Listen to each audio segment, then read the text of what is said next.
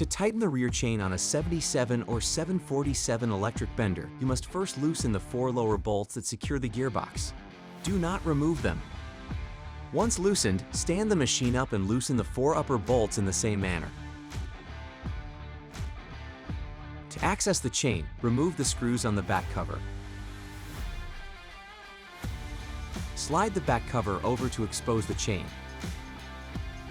Check to see if the chain is tight enough. If the chain appears to be very loose, tighten it by following the preceding instructions. To tighten the chain, use a bar clamp to secure the gearbox to the frame of the bender. In doing so, the chain will tighten. While clamped, tighten both the upper and lower bolts to secure the chain's tension. Once the bolts are tightened, reattach the chain cover and secure its screws using a nut driver. At this point, it is okay to remove the bar clamp. The rear chain has successfully been tightened on your 77 or 747 electric bender.